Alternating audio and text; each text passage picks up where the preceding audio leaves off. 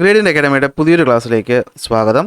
നമ്മളിന്ന് റിവിഷൻ ചെയ്യാൻ പോകുന്നത് ജോഗ്രഫിയുടെ മൂന്നാമത്തെ ചാപ്റ്ററാണ്. ചാപ്റ്ററിൻ്റെ പേര് plateau where the earth history slumbers. അത്യാവശ്യം വലിയൊരു ചാപ്റ്ററാണ്. ഒരുപാട് നോട്ട് തന്നെ, ഒരുപാട് പേജൊക്കെ ഉണ്ടായിരുന്നു നമ്മൾ തന്ന നോട്ടും.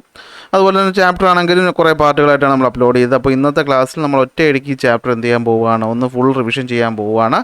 ഈ കാണുന്ന നോട്ടായിട്ട് നമ്മൾ ചാപ്റ്ററിനെ റെഡ്യൂസ് ചെയ്തിട്ടുണ്ട്. മാക്സിമം ഒരു 4 പുറം, അതായത് 2 പേപ്പർ നമുക്ക് എന്ത് ചെയ്യാൻ പറ്റിയിട്ടുണ്ട്, ഈ ചാപ്റ്ററിൻ്റെ നോട്ട് റെഡ്യൂസ് ചെയ്തെടുക്കാൻ പറ്റിയിട്ടുണ്ട്. അപ്പോൾ ഈ PDF കിട്ടാനായിട്ട് നിങ്ങൾക്ക് ടെലഗ്രാമിൽ ജോയിൻ ചെയ്യുക, അല്ലെങ്കിൽ വാട്സാപ്പിൽ മെസ്സേജ് അയച്ചാലും മതി, ഞാൻ അയച്ചു തരാം. അപ്പോൾ ജസ്റ്റ് ഒന്ന് അവസാനഘട്ട റിവിഷനൊക്കെ ഈ ഒരു നോട്ട് നോക്കുന്നതായിരിക്കും നല്ലത്. ഒരുപാട് പേജ് നോക്കിയാൽ നമുക്ക് അതിനുള്ള സമയമില്ല. അപ്പോൾ നമുക്ക് എന്ത് ചെയ്യാം, സമയം കളയാതെ സ്റ്റാർട്ട് ചെയ്യാം. അപ്പോൾ നമ്മളിവിടെ ആദ്യം പഠിക്കാൻ പോകുന്നത് എന്താണ് പ്ലേറ്റു എന്നാണ്. നമുക്കറിയാം, ഇരുവശങ്ങളിൽ നിന്ന് ഉയർന്നിട്ട് ഫ്ലാറ്റ് ആയിട്ടുള്ള ഒരു ടോപ്പ് വരുന്ന ഒരു ടേബിൾ ലൈക്ക് ലാൻഡ് ഫോമിനെയാണ് നമ്മൾ എന്ത് വിളിക്കുന്നത്, പ്ലേറ്റു എന്ന് വിളിക്കുന്നത്. Relatively flat and very extensive land form situated at comparatively higher elevation from the surrounding is called plateau. പ്ലേറ്റുവിനെ 3 തിരിക്കാൻ പറ്റും. ഇന്റർ മൗണ്ടെയിൻ പ്ലേറ്റു, അതായത് മൗണ്ടൻസിനിടയിൽ, 2 ഫോൾഡ് മൗണ്ടനിടയിൽ കാണുന്നെങ്കിൽ അത് ഇന്റർ മൗണ്ടെയിൻ. പിഡ്മണ്ട് പ്ലേറ്റു എന്ന് വെച്ച് കഴിഞ്ഞാൽ എന്തായിരിക്കും, ഒരു മൗണ്ടൻ്റെ ഫൂട്ട് ഹില്ലിൽ ഒരു വശവും മറ്റതൊരു പ്ലെയിനോ കടലിനോ ഒപ്പം ചേർന്നിരുന്നാൽ അത് പിഡ്മണ്ട് പ്ലേറ്റു. കോണ്ടിനെൻ്റൽ പ്ലേറ്റു എന്ന് വെച്ചാൽ എന്തായിരിക്കും, 3 വശവും കോണ്ടിനെൻ്റ് ആയിരിക്കും. അതായത് 2 മലകൾക്കിടയിലാണെങ്കിൽ അത് ഇന്റർ മൗണ്ടെയിൻ, ഒന്ന് മൗണ്ടനും മറ്റൊന്നൊരു കടലിനിടയിലാണെങ്കിൽ അത് പിഡ്മണ്ട്. എന്നാൽ 2 പ്ലെയിൻസ് ഏരിയക്കിടയ്ക്കായിട്ടാണ് ഈ പറയുന്ന പ്ലേറ്റു കാണുന്നതെങ്കിൽ അത് നമ്മൾ എന്ത് വിളിക്കും, കോണ്ടിനെൻ്റൽ പ്ലേറ്റു എന്ന് വിളിക്കും. അങ്ങനെ പ്ലേറ്റൂസ് എത്ര ടൈപ്പ് ഉണ്ട്, മൊത്തം 3 തരത്തിലാണ് ഉള്ളത്. ഓക്കെ അല്ലേ? നെക്സ്റ്റ് അതിൽ നമ്മൾ പഠിക്കാൻ പോകുന്ന ആരെ പറ്റിയിട്ടാണ്, ഇന്ത്യയിലുള്ള പ്ലേറ്റു ആയിട്ടുള്ള പെനിൻസുലാർ പ്ലേറ്റുവിനെ പറ്റിയാണ്. എന്താണ് പെനിൻസുലാർ പ്ലേറ്റു? നമ്മുടെ ഇന്ത്യയുടെ സദേൺ സൈഡ് നമ്മൾ നോക്കിക്കഴിഞ്ഞാൽ ഈ ഭാഗത്ത് കാണുന്ന ഏതാണ്ട് ഒരു ട്രയാങ്കിൾ ഷേപ്പിൽ കാണപ്പെടുന്ന ലാൻഡ് ഫോമാണ് നമ്മുടെ പെനിൻസുലാർ പ്ലേറ്റു എന്ന് പറയുന്നത്. ഈ പ്ലേറ്റുവിൻ്റെ ഈ ഭാഗത്ത് അറേബ്യൻ സീ ആണ്, ഇവിടെ ബേ ഓഫ് ബംഗാളാണ്, താഴെയായിട്ട് ഓഷനാണ്. അതുകൊണ്ട് 3 വശവും വെള്ളം, 3 വശവും വെള്ളത്താൽ ചുറ്റപ്പെട്ട ലാൻഡ് ഫോമിനെയാണ് നമ്മൾ പെനിൻസുലാർ എന്ന് വിളിക്കുന്നത്. സോ പെനിൻസുലാർ ഭാഗത്ത് കാണുന്ന ഉയർന്ന ഭാഗം പ്ലേറ്റു, സോ നമ്മളതിനെ എന്ത് വിളിച്ചു, പെനിൻസുലാർ പ്ലേറ്റു എന്ന് വിളിച്ചു. നമ്മുടെ ഇന്ത്യയിലെ ഏറ്റവും പ്രായം കൂടിയ അല്ലെങ്കിൽ ഓൾഡസ്റ്റ് ആയിട്ടുള്ള ലാൻഡ് ഫോമാണ് എന്ത്, പെനിൻസുലാർ പ്ലേറ്റു എന്ന് പറയുന്നത്. അതായത് ഹിമാലയൻ മൗണ്ടനും നോർത്തേൺ ഗ്രേറ്റ് പ്ലെയിനും ഒക്കെ വെച്ച് നോക്കുമ്പോൾ അതിനേക്കാളും പഴക്കം ചെന്നതാണ് എന്ത്, പെനിൻസുലാർ പ്ലേറ്റു എന്ന് പറയുന്നത്. ഞാൻ ഈ പറഞ്ഞതുപോലെ എന്താണ്, ഒരു ട്രയാങ്കിൾ ഷേപ്പ് ലാൻഡ് ഫോമാണ്. 600 തൊട്ട് 900 മീറ്റർ വരെയാണ് ആവറേജ് വരും എന്ന് പറയുന്നത്. 16 ലക്ഷം സ്ക്വയർ കിലോമീറ്റർ എക്സ്റ്റെൻഡ് ചെയ്ത് കിടപ്പുണ്ട്. സോ ഇന്ത്യയിൽ ഏറ്റവും കൂടുതൽ ഏരിയയിൽ കാണപ്പെടുന്ന ലാൻഡ് ഫോം ഏതാണെന്ന് ചോദിച്ചാൽ അതും ഏത് തന്നെയാണ്, പെനിൻസുലാർ പ്ലേറ്റ് തന്നെയാണ്.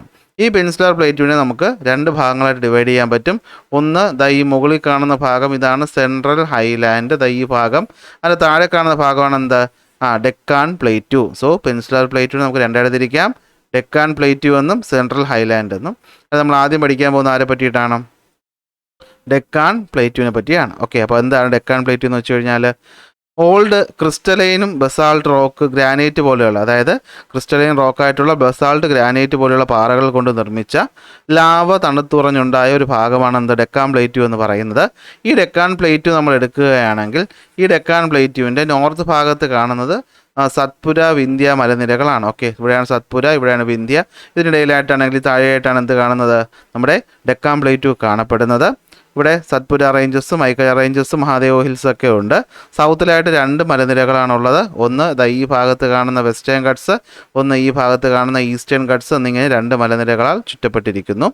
ഇതിൻ്റെ ഈ പറയുന്ന ഒരു ഭാഗത്തെയാണ് നമ്മൾ എന്ത് വിളിക്കുന്നത്, ഡെക്കാൻ ട്രാപ്പ് റീജിയൻ എന്ന് വിളിക്കുന്നത്. പ്രത്യേകത, ഇവിടെയാണ് എന്ത് കാണുന്നത്, കോട്ടൺ കൾട്ടിവേഷൻ അനുയോജ്യമായിട്ടുള്ള ബ്ലാക്ക് സോയിൽ കാണപ്പെടുന്നത്. എന്ത് സോയിൽ കാണപ്പെടുന്നത്, ബ്ലാക്ക് സോയിൽ. അപ്പോൾ നമുക്ക് എന്ത് പറയാം, ഈ പറയുന്ന ഡെക്കാൻ ട്രാപ്പ് എന്ന് പറയുന്നത് എന്താണ്, north west part of Deccan plateau അല്ലെ. ഡെക്കാൻ പ്ലേറ്റുവിൻ്റെ നോർത്ത് വെസ്റ്റ് ഭാഗത്ത് കാണുന്ന ഈ ഭാഗമാണ് ഡെക്കാൻ ട്രാപ്പ്. ഇവിടെയാണ് എന്ത്, ലാവ റോക്ക് ആയിട്ടുള്ള ബസാൾട്ട് റോക്കും അത് കാരണം വെതറിങ് സംഭവിച്ചുണ്ടാകുന്ന ബ്ലാക്ക് സോയിലും കാണപ്പെടുന്നത്.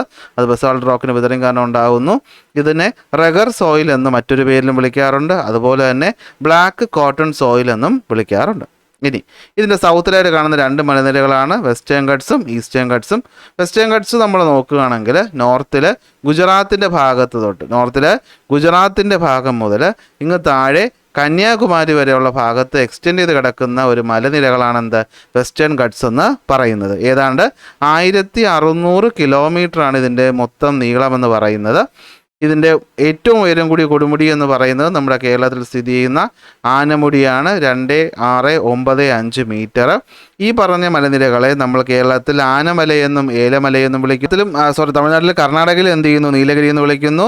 മഹാരാഷ്ട്രയിലാണ് എന്ത്? സഹ്യാദ്രി എന്ന് വിളിക്കുന്നത്. ഓക്കെ, നെക്സ്റ്റ് വരുന്നതാണ് എന്ത്? Eastern guts. ഈസ്റ്റേൺ ഗട്ട്സ് എന്ന് വെച്ചാൽ എവിടെയാണ്? ഈ പറയുന്ന വലതുവശത്ത് കാണുന്ന മലനിരകളാണ് ഈസ്റ്റേൺ ഗട്ട്സ് എന്ന് പറയുന്നത്. ഈസ്റ്റേൺ ഗട്ട്സിൻ്റെ ലെങ്ത് എന്ന് പറയുന്നത് എത്രയാണ്? ഈസ്റ്റേൺ ഗട്ട്സ് ലെങ്ത് എന്ന് പറയുന്നത് എത്രയാണ്? അത് 800 കിലോമീറ്റർ ആണ്. എത്രയാണ്? 800 കിലോമീറ്റർ ആണ് ലെങ്ത് എന്ന് പറയുന്നത്. മുകളിൽ ഈ പറയുന്ന മഹാനദി എന്ന് പറയുന്ന നദിയുടെ തീരം മുതൽ താഴെ തമിഴ്നാട് വരെയാണ് എന്ത് ചെയ്യുന്നത്? എക്സ്റ്റെൻഡ് ചെയ്ത് കിടക്കുന്നത്. വെസ്റ്റേൺ ഗട്ട്സിനെ അപേക്ഷിച്ച് നോക്കുമ്പോൾ ഉയരം കുറവാണ്. ഇവിടുത്തെ പ്രധാനപ്പെട്ട കൊടുമുടികളെ പറ്റി നമുക്ക് ജസ്റ്റ് നോക്കി വയ്ക്കേണ്ട ആവശ്യം ഇല്ല. എന്നാലും നമ്മുടെ ഒരു സെക്കൻഡ്, ഒരു കോൾ വന്നു. നെക്സ്റ്റ്, ഈ പറഞ്ഞ 2 മലനിരകളും വന്ന് ജോയിൻ ചെയ്യുന്നത് എവിടെയാണ്? അത് നീലഗിരിയിലാണ്. എവിടെയാണ്? നീലഗിരിയിലാണ് ഈ 2 മലനിരകളും എന്ത് ചെയ്യുന്നത്? വന്ന് ജോയിൻ ചെയ്യുന്നത്. അപ്പോൾ അത് കഴിയുമ്പോൾ എന്ത് കഴിഞ്ഞു? നമ്മുടെ ഡെക്കാൻ പ്ലേറ്റ് കഴിഞ്ഞു. നെക്സ്റ്റ് വരുന്നതാണ് എന്ത്? സെൻട്രൽ ഹൈലാൻഡ് എന്ന് പറയുന്നത്. അപ്പോൾ ഡെക്കാൻ പ്ലേറ്റുവിൻ്റെ മുകളിൽ സത്പുര മലനിരകൾക്ക് മുകളിലായിട്ട് കാണപ്പെടുന്ന ഇതാണ് സത്പുര മലനിരകളെങ്കിൽ അതിന് മുകളിലായിട്ട് കാണപ്പെടുന്ന ഭാഗമാണ് എന്ത്? സെൻട്രൽ ഹൈലാൻഡ് എന്ന് പറയുന്നത്. Lies north to the Satpura ranges. ഇവിടെ 2 പ്ലേറ്റ്യൂസിനെ പറ്റി നമ്മൾ അറിയണം. ഒന്ന് ഈ കാണുന്ന മാൽവ പ്ലേറ്റ്യൂവും ഒന്ന് ഈ ഭാഗത്തായിട്ട് കാണുന്ന ഛോട്ടാ നാഗ്പൂർ പ്ലേറ്റ്യൂ എന്നിങ്ങനെ 2 പ്ലേറ്റ്യൂസാണ് അവിടെ ഉള്ളത്. അതിൽ ആദ്യം നോക്കുന്നത് മാൽവയാണ്. മാൽവ എന്ന് പറയുന്നത് വോൾക്കാനിക് പ്ലേറ്റ്യൂ, അതായത് ലാവ ഫ്ലോ കാരണം ഉണ്ടായതാണ്. ഈ മാൽവ പ്ലേറ്റ്യൂ എന്ന് പറയുന്നതിൻ്റെ ഭാഗം 2 മധ്യപ്രദേശിലായിട്ടും രാജസ്ഥാൻ്റെ സ്റ്റേറ്റിലുമായിട്ടാണ് എന്ത് ചെയ്യുന്നത്? പരന്ന് കിടക്കുന്നത്. ഇവിടെ കാണുന്നൊരു പ്രധാനപ്പെട്ട മലനിരകളുണ്ട്. ഈ ഒരു ഷേപ്പിൽ കാണുന്ന മലനിരകൾ, അതിൻ്റെ പേരാണ് ആരവല്ലി മലനിരകൾ. ഇന്ത്യയിലെ ഏറ്റവും ഓൾഡസ്റ്റ് ആയിട്ടുള്ള മലനിര ഏതെന്ന് ചോദിച്ചാൽ അത് ആരവല്ലി കുന്നുകളാണ്. ഈ ആരവല്ലി മൗണ്ടൻ എന്ന് പറയുന്നതിനകത്തുള്ള ഏറ്റവും ടോപ്പ് പോയിൻ്റാണ് മൗണ്ട് അബു.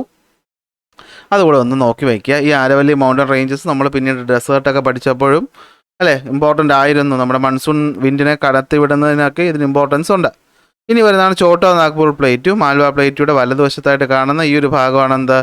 ഛോട്ടാ നാഗ്പൂർ പ്ലേറ്റു എന്ന് പറയുന്നത്. ഈ ഛോട്ടാ നാഗ്പൂർ പ്ലേറ്റിൻ്റെ പ്രത്യേകത എന്ന് പറഞ്ഞു കഴിഞ്ഞാൽ ഇവിടെ കാണുന്ന മിനറൽസ് ആണ്. മിനറൽസിൻ്റെ സ്റ്റോർ ഹൗസ് എന്നറിയപ്പെടുന്ന ഭാഗമാണ്. ഇരുമ്പ്, bauxite, manganese, copper, limestone, call പോലെയുള്ള മിനറലുകൾ ഇവിടെ എന്ത് ചെയ്യുന്നുണ്ട്? കാണപ്പെടുന്നുണ്ട്. അപ്പോൾ ഇത് ലൊക്കേഷനെ പറ്റി പറയുന്ന കാര്യം. ഇനി നോക്കാൻ പോകുന്ന അവിടുത്തെ ക്ലൈമറ്റിനെ പറ്റിയാണ്. പ്രധാനമായിട്ടും ഒരു ട്രോപ്പിക്കൽ മൺസൂൺ ക്ലൈമറ്റാണ് നമ്മുടെ ഈ പറയുന്ന പെനിൻസുലർ പ്ലേറ്റിൽ എക്സ്പീരിയൻസ് ചെയ്യുന്നതെങ്കിലും സ്പേഷ്യോ ടെമ്പറൽ വേരിയേഷൻസ്, അതായത് സ്ഥലത്തിനനുസരിച്ചുള്ള വേരിയേഷൻസ് അവിടെ ഉണ്ട്.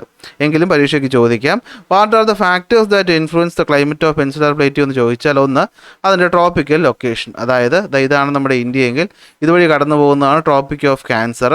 അതിന് താഴെ വരുന്ന ഈ ഭാഗത്തൊക്കെ ഉള്ള ക്ലൈമറ്റ് നമ്മൾ ട്രോപ്പിക്കൽ ക്ലൈമറ്റ് എന്ന് വിളിക്കും, അല്ലെങ്കിൽ ട്രോപ്പിക്കൽ ലൊക്കേഷൻ എന്ന് വിളിക്കും. സൂര്യപ്രകാശം ഡയറക്റ്റായിട്ട് വന്ന് വീഴുന്ന ഭാഗം.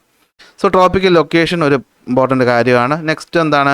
പെക്യുലർ ഷേപ്പ് ഓഫ് ദ പെനിൻസുലാറിൻ്റെ ഈ പറയുന്ന ട്രയാങ്കിൾ ഷേപ്പ് കാറ്റിൻ്റെ ദിശയെ ഇൻഫ്ലുവൻസ് ചെയ്യുന്നു. ഡിസ്റ്റൻസ് ഫ്രം ദ ഓഷൻ, ഇരുവശങ്ങളിലുള്ള കടലിൽ നിന്നുള്ള ദൂരം ടെമ്പറേച്ചറിനെ, ക്ലൈമറ്റിനെ ഇൻഫ്ലുവൻസ് ചെയ്യുന്നു. ഓറിയൻറ്റേഷൻ ഓഫ് മൗണ്ടൻസ്, ഇവിടെ കാണുന്ന വെസ്റ്റേൺ ഗട്ട്സ്, ഇവിടെ കാണുന്ന ഈസ്റ്റേൺ ഗട്ട്സ്, ഇവിടെ കാണുന്ന വിന്ധ്യ സത്പുര മലനിരകൾ, ഇവിടെ കാണുന്ന ആരവല്ലി റേഞ്ചസ് ഒക്കെ എന്താണ്? കാറ്റിനെ അങ്ങോട്ടും ഇങ്ങോട്ടും കടത്തി വിട്ട് ഇവിടെ ടെമ്പറേച്ചർ നല്ല രീതിയിൽ എഫക്റ്റ് ചെയ്യാറുണ്ട്. പിന്നെ വരുന്നതാണ് ഡയറക്ഷൻ ഓഫ് മൺസൂൺ വിൻഡ്. ഈ പറയുന്ന ദിശയിലാണ് മൺസൂൺ വിൻഡ് വരുന്നത്. അപ്പോൾ മൺസൂൺ വിൻഡ് ഡയറക്ഷനും ഇവിടുത്തെ ക്ലൈമറ്റിനെ ഇൻഫ്ലുവൻസ് ചെയ്യും. അപ്പോൾ ക്ലൈമറ്റിൽ നമ്മൾ ആദ്യം പറയുന്നത് ടെമ്പറേച്ചറിൽ ഉണ്ടാകുന്ന വ്യത്യാസത്തെ പറ്റിയിട്ടാണ്. ഇപ്പോൾ ഇൻസുലാർ പ്ലേറ്റിൻ്റെ ആവറേജ് ടെമ്പറേച്ചർ എന്ന് പറയുന്നത് 30 ഡിഗ്രി സെൽഷ്യസോളമാണ്. എങ്കിലും അത് എന്ത് ചെയ്യാറുണ്ട്? മാറാറുണ്ട്. അതായത് ഇൻറ്റീരിയറിലോട്ട് വരുമ്പോൾ അത് കൂടുകയും കടലിനടുത്തോട്ടുള്ള സ്ഥലത്തോട്ട് വരുമ്പോൾ അത് എന്ത് ചെയ്യും? കുറയുകയും ചെയ്യുന്നു. കടൽ തീരങ്ങളിൽ എപ്പോഴും ക്ലൈമറ്റിൻ്റെ വ്യത്യാസം എന്ന് പറയുന്നത് കുറവായിരിക്കും. ഓക്കെ, അപ്പോൾ ഇവിടെ നമുക്കറിയാം, ഇവിടുത്തെ ഡയൂർണൽ റേഞ്ച് ഓഫ് ടെമ്പറേച്ചർ എന്ന് പറയുന്നത് എന്താണ്? മാറിക്കൊണ്ടേയിരിക്കും അല്ലേ? ഡയൂർണൽ റേഞ്ച് ഓഫ് ടെമ്പറേച്ചറിൻ്റെ വ്യത്യാസം വരും എന്നൊക്കെയുള്ള കാര്യം നമ്മൾ എന്ത് ചെയ്തിട്ടുണ്ട്? ക്ലാസ്സിൽ വിശദമായിട്ട് പറഞ്ഞിട്ടുണ്ട്. ഇനി വരുന്ന മഴയെ പറ്റിയിട്ടാണ്. അപ്പോൾ മഴയെ നമ്മൾ നോക്കുകയാണെങ്കിൽ ആദ്യം നമ്മൾ നോക്കിയാൽ ഏതാണ്ട് ഒരു മോഡറേറ്റ് അല്ലെങ്കിൽ ഒരു സ്കാൻലി റെയിൻഫോളാണ് മാക്സിമം ഈ പറയുന്ന ഭാഗത്ത് കിട്ടുന്നത്. അതായത് പെനിൻസുലാറിൻ്റെ ഈ ഇൻറ്റീരിയർ ഭാഗം ഉണ്ടല്ലോ, ഈ വെസ്റ്റേൺ ഗട്ട്സിനും ഈസ്റ്റേൺ ഗട്ട്സിനും അകത്ത് വരുന്ന ഈ ഒരു ഭാഗത്ത് പൊതുവെ അത്ര മഴ കിട്ടാറില്ല. എങ്കിലും സൗത്ത് വെസ്റ്റ് മൺസൂൺ വരുമ്പോൾ ഏതാണ്ട് 250 മുതൽ 400 സെൻറ്റിമീറ്റർ മഴ വരെ ഇവിടെ കിട്ടും. വിൻഡ്വാർഡ് സൈഡ് ഓഫ് വെസ്റ്റേൺ ഗട്ട്സ് കിട്ടും. എന്ന് വെച്ചാൽ ഏത് ഭാഗം? ഈ ഭാഗത്ത് നല്ല രീതിയിൽ മഴ കിട്ടുമെന്നാണ് ഇവിടെ പറഞ്ഞേക്കുന്നത്. എങ്കിലും അതിനകത്ത് വരുന്ന ഭാഗം ഏതാ? ഈ ഉള്ളിൽ വരുന്ന ഭാഗം ഉണ്ടല്ലോ, ഇതിനാണ് റെയിൻ ഷാഡോ റീജിയൻ എന്ന് വിളിക്കുന്നത്. അവിടെ എന്ത് ചെയ്യാറില്ല? അധികം മഴ കിട്ടാറില്ല. സെൻട്രൽ ഇന്ത്യ റെയിൻഫോൾ എന്ന് വെച്ച് കഴിഞ്ഞാൽ നമ്മുടെ മൺസൂൺ മഴയുണ്ടല്ലോ, മൺസൂൺ കാറ്റ് കൊണ്ടുവരുന്ന മഴ, ആ മൺസൂൺ മഴ നമ്മൾ നോക്കുകയാണെങ്കിൽ ഇവിടെ വന്നിട്ട് ഇങ്ങനെ കയറിയിട്ടാണ് അകത്തോട്ട് പോകുന്നത്. അപ്പോൾ സെൻട്രൽ ഭാഗത്ത് മഴ പെയ്യിപ്പിക്കുന്നത് മൺസൂൺ മഴയാണ്. എങ്കിലും ഛോട്ടാ നാഗ്പൂർ അതുപോലെ തന്നെ എന്താണ് നമ്മുടെ മാൽവ പ്ലേറ്റു ഭാഗത്ത് ചെറിയ രീതിയിൽ എന്ത് കിട്ടാറുണ്ട്? മഴ കിട്ടാറുണ്ട്. ഇനി റിട്രീറ്റിംഗ് മൺസൂണിൻ്റെ ഇഫക്റ്റീവ്നെസ് എന്താണെന്ന് പറഞ്ഞു കഴിഞ്ഞാൽ അങ്ങോട്ട് പോകുന്ന കാറ്റ് 2-3 മാസം കഴിയുമ്പോൾ എന്ത് ചെയ്യും? തുലാവർഷം എന്ന് പറഞ്ഞ് തിരിച്ചു വരും. ഇങ്ങോട്ടാണ് വരുന്നത്. ഇപ്പോൾ ഞാൻ വരച്ച ഡയറക്ഷനാണ് വരുന്നത്. ഈ തുലാവർഷ മഴ അധികം എന്ത് ചെയ്യാറില്ല? മഴ പെയ്യിപ്പിക്കാറില്ല. ഇവിടെ തമിഴ്നാട്ടിൽ ഒഴിച്ച് ബാക്കിയുള്ളിടത്ത് എന്ത് ചെയ്യാറില്ല? മഴ പെയ്യിപ്പിക്കാറില്ല. എങ്കിലും ഈ സമയത്ത് കാണുന്ന ഒരു പ്രതിഭാസമാണ് ബേ ഓഫ് ബംഗാളിലുള്ള ചുഴലിക്കാറ്റുകൾ.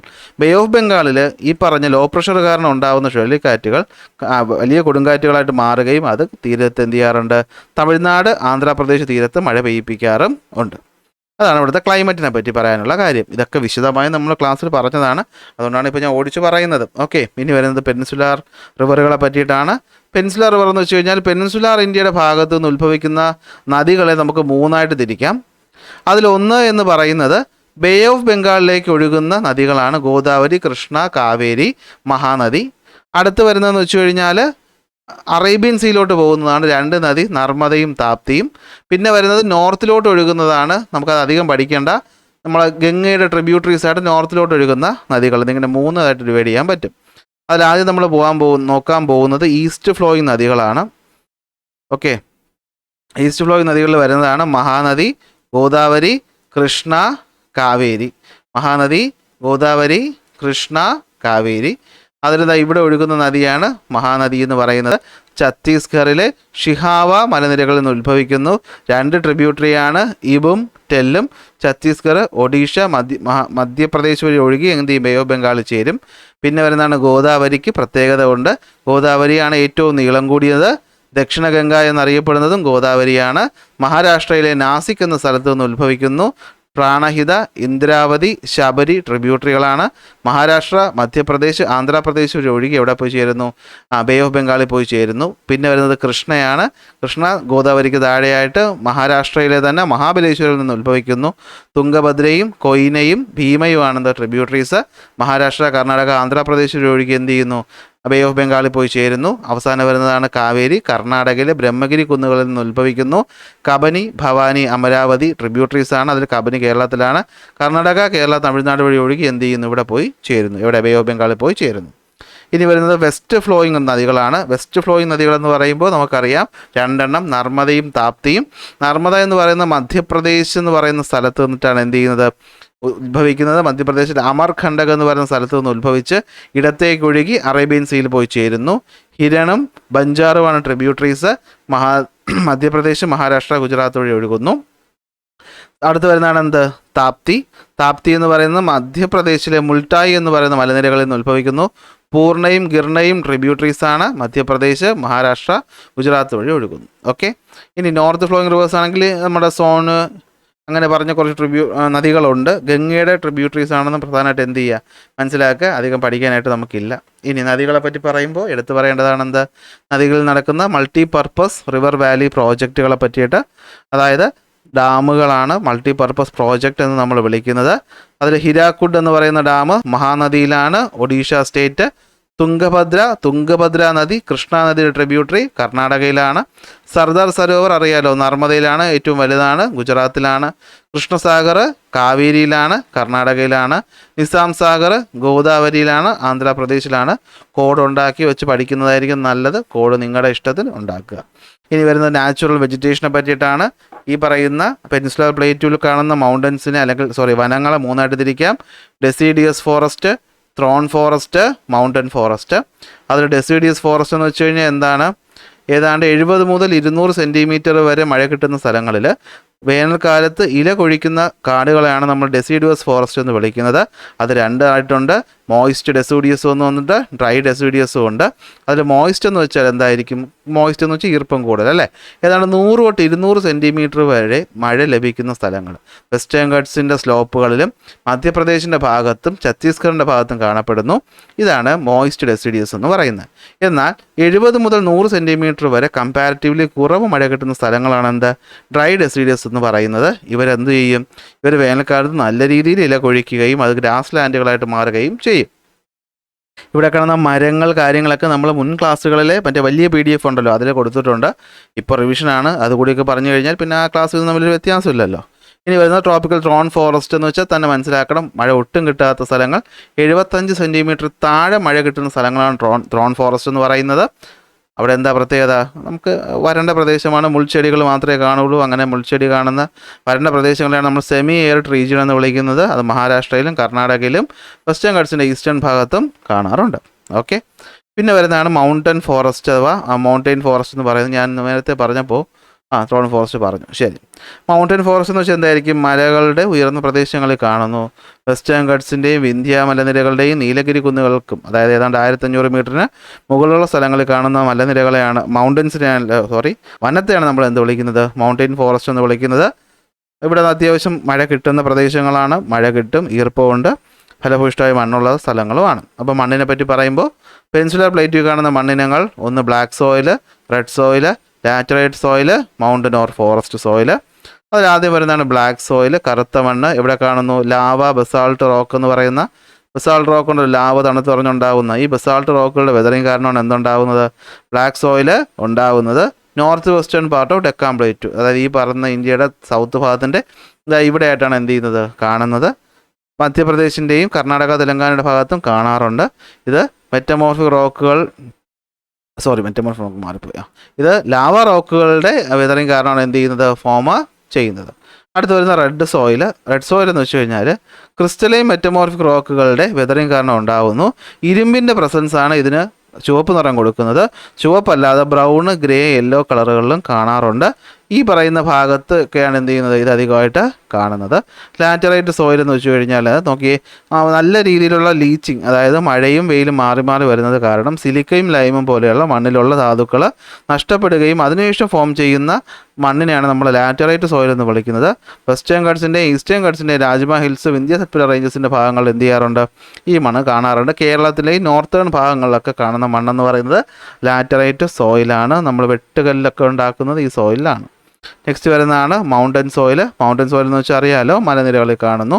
എവിടെയൊക്കെ ആയിരിക്കും? വെസ്റ്റേൺ ഈസ്റ്റേൺ ഘട്ട്സിൻ്റെ ഭാഗത്താണ് മൗണ്ടൻ സോയിൽ കാണപ്പെടുന്നത്. പ്ലാന്റേഷൻ ക്രോപ്പുകളുടെ കൾട്ടിവേഷൻ, അതായത് തേയില, കാപ്പി, അതുപോലെ തന്നെ റബ്ബർ പോലെയുള്ള പറയില്ല തോട്ടവിളകളുടെ കൾട്ടിവേഷൻ നല്ലതാണ്. നമ്മൾ മൂന്നാറൊക്കെ പോകുമ്പോൾ കാണാറില്ലേ തേയിലയും കാപ്പിയൊക്കെ. ശരി, ഇനി കൃഷിയെപ്പറ്റി നോക്കുകയാണെങ്കിൽ rice, wheat, cotton, sugarcane, tobacco, tea, coffee, ഇതാണ് പ്രധാനമായിട്ട് ഇവിടെ കൾട്ടിവേറ്റ് ചെയ്യുന്ന വിളകളെന്ന് പറയുന്നത്. അത് റൈസ്, വീറ്റൊക്കെ നമ്മൾ മുൻ ചാപ്റ്ററിൽ പഠിച്ചിട്ടുണ്ട്. കോഫി, ടീയും ഷുഗർ കെയിനും കോട്ടണും നമുക്കൊന്ന് നോക്കാം. കോഫി എന്ന് വെച്ചാൽ അറിയാമല്ലോ, കാപ്പി നമ്മൾ കാപ്പി ഉണ്ടാക്കുന്ന കോഫി. കർണാടകയാണ് leading producer. അത് കഴിഞ്ഞിട്ട് കേരളത്തിലും ഉൽപ്പാദിപ്പിക്കുന്നുണ്ട്. ഈ പറയുന്ന കേരളത്തിൽ കൾട്ടിവേറ്റ് ചെയ്യുന്ന കോഫി വെറൈറ്റി നമ്മൾ വിളിക്കുന്ന പേര് അറബിക്ക വെറൈറ്റി അല്ലെങ്കിൽ അതുപോലെ റോബസ്റ്റ വെറൈറ്റിയാണ്.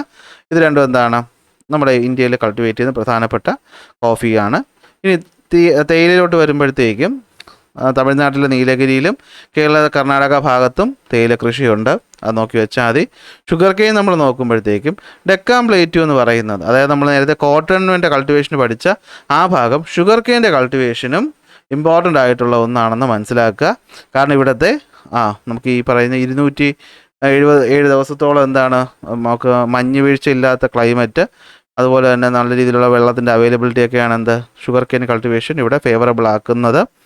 ഓക്കെ, അതുപോലെ തന്നെ ലോങ് ക്രഷിങ് സീസൺ നമുക്ക് ഇവിടെ നിന്ന് കിട്ടാറുണ്ട്. എന്ന് വെച്ചാൽ നമുക്ക് ഒരുപാട് സമയത്തേക്ക് ഈ പറയുന്ന കരിമ്പ് ഉണങ്ങിപ്പോവാതെ നിൽക്കുന്നുണ്ട്. ഇനി വരുന്ന കോട്ടൺ ആണ്. കോട്ടൺ ഒരു ഖാരിഫ് ക്രോപ്പ് ആണെങ്കിലും പെൻസുല റീജിയനിൽ ഒക്ടോബറിൽ നട്ട് എന്ത് ചെയ്യുന്നു? ജനുവരി ടു മെയ് മാസങ്ങൾ ഹാർവെസ്റ്റ് ചെയ്യാറുണ്ട്. അപ്പോൾ കോട്ടൺ കൾട്ടിവേഷൻ, ഞാൻ ഷുഗർ കെയിനിലാണല്ലേ 7 ഫോസ്റ്റ് ഫ്രീ ഡേയ്സ് പറഞ്ഞത്. ഇവിടെ ഒരു കോൾ വന്ന കാരണം എൻ്റെ ശ്രദ്ധ മാറിപ്പോയതാണ്. അപ്പോൾ ഒന്ന് ശ്രദ്ധിച്ചോളണേ. ഷുഗർ കെയിൻ അല്ല, കോട്ടൺ ആണ്. ഓക്കെ, അപ്പോൾ കോട്ടൺ എന്താണ്? 7 ഫ്രോസ്റ്റ് ഫ്രീ മന്ത്, അതായത് ഫ്രോസ്റ്റ് എന്ന് വെച്ചാൽ എന്താണ്, നമ്മുടെ തറയുണ്ടല്ലോ, തറയുടെ മുകളിലായിട്ട് ഈ മഞ്ഞ് ഐസ്, നമ്മുടെ മഞ്ഞുണ്ടല്ലോ, മഞ്ഞ് വീണ് അത് ടെമ്പറേച്ചർ കുറഞ്ഞ് ഐസായിട്ട് മാറുന്നതന്നെയാണ് നമ്മൾ ഫ്രോസ്റ്റ് എന്ന് പറയുന്നത്. നമ്മുടെ നാട്ടിലൊന്നും അധികം അത് എക്സ്പീരിയൻസ് ചെയ്യാറില്ല എങ്കിലും.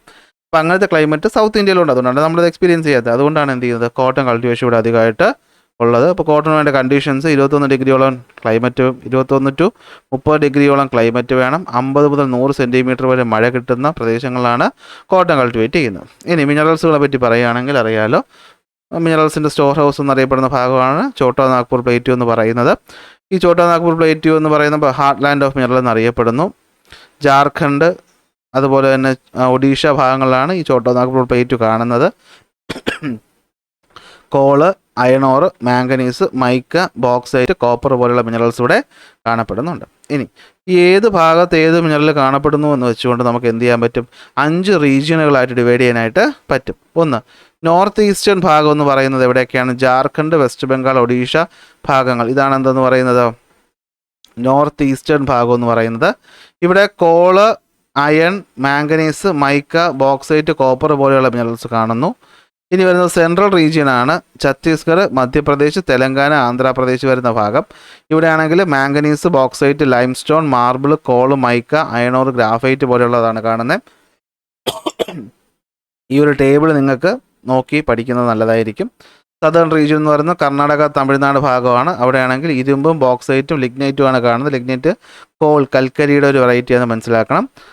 ഓക്കെ, അടുത്ത് വരുന്നത് ഏതാണ്, സൗത്ത് വെസ്റ്റേൺ റീജിയൻ എന്ന് പറയുന്നത് എവിടെയാണ്, കർണാടക, ഗോവയുടെ ഭാഗമാണ്. അവിടെ അയണും ക്ലേയുമാണ് കാണുന്നത്.